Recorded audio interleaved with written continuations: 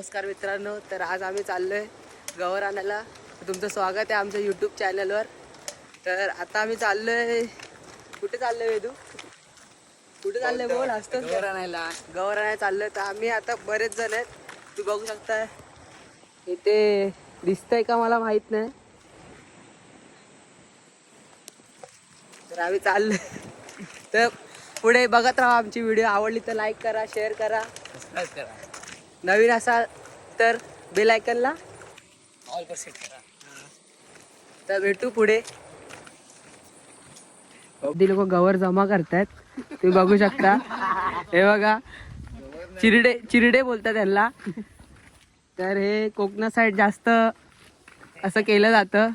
हे आमचे वयस्कर काका आहेत, बघू शकता. आणि आमचे सदादेव आहेत आमचे, यांची खूप कृपा असते आमच्यावर.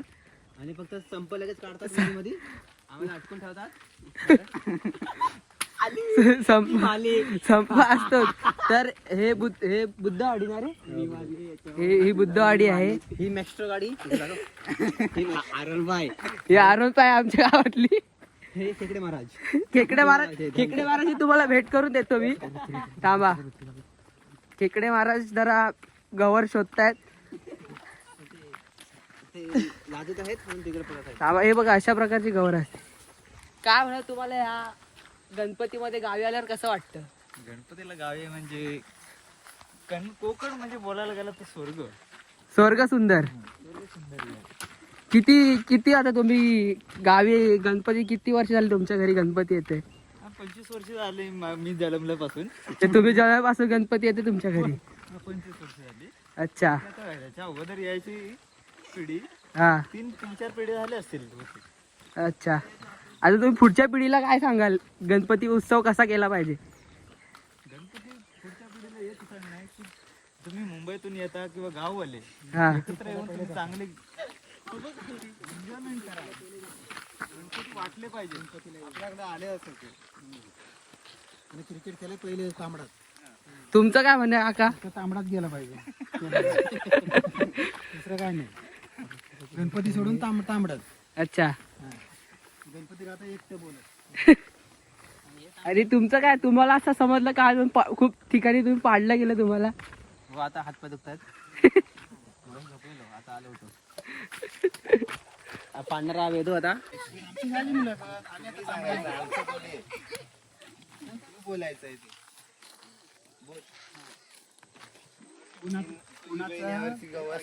तुला कसं वाटतंय? उन्हाचा कडकडाट आहे, पाऊस पडत नाही. गार्डन दुष्काळ वगैरे काय पडलंय का? रानबंडची खेळलो आम्ही.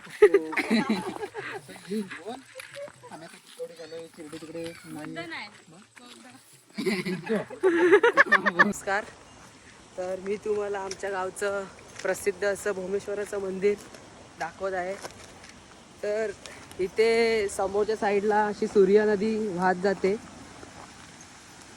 पाहू शकता तुम्ही. सध्या ते कपडे धुत आहेत लोक.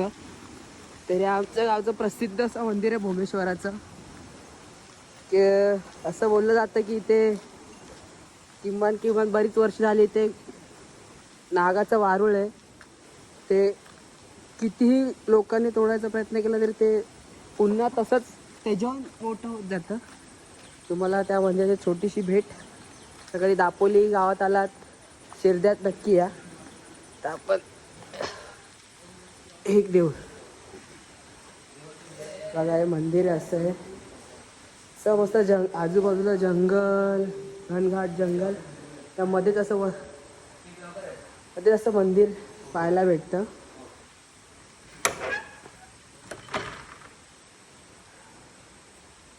ओमेश्वर भगवानची असं पाहू शकता. हे सगळ्यात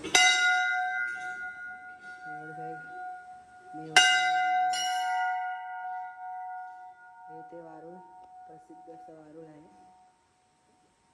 कितीही बोलला आता आधीच्या पिढीने हे वारुळ तोडलं होतं, त्यानंतर त्याच्यावर मोठं असं वारुळ उभं राहिलेलं आहे. कधी दापोली गावात आलात तर शिर्द्या गावात यायला नक्कीच, शिर्द्या गावात नक्कीच या मंदिरात येऊन ह्या मंदिराची भेट घ्या. मस्त मंदिर आहे, खूप शांत जागा.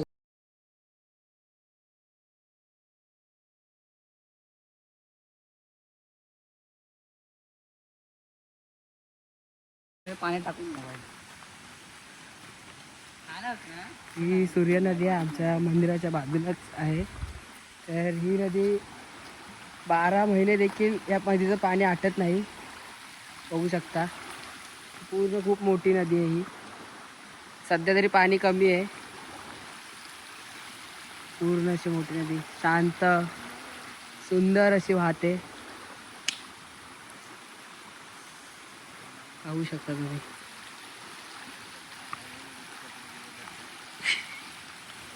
आमच्या मंदिराच्या अर्ध्या मूर्त्या इथे तुटलेल्या अर्ध्या मूर्त्या ते ठेवलेल्या आहेत. त्याच बघायला येतं आम्ही आहेत की नाही आहेत. इथेच होत्या असे हे लोक म्हणतात. तसं तरी खूप जंगल झालं त्यामुळे काय आहेत तुम्हाला दाखवतो. जंगल आहे त्या बघा. ह्या अर्ध्या मूर्त्या इथे तुम्हाला दिसत आहेत का नाही मला माहिती नाही. त्या इथे ठेवलेल्या आहेत त्या बघा.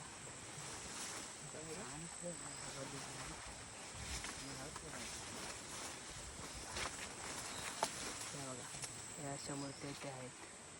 खूप जुन्या मंदिरातल्या मूर्त्या आहेत. अर्ध्या त्या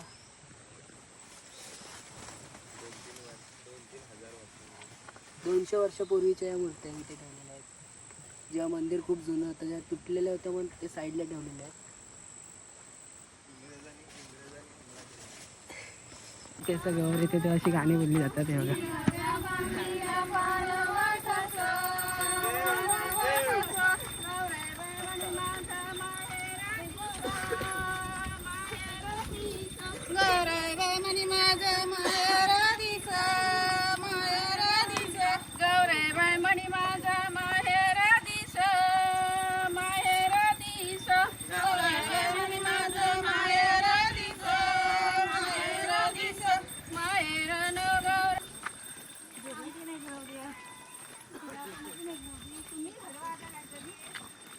आणि आता गवर घेऊन आलोय घराकडे चाललोय. मुकेदा जमलेला आहे.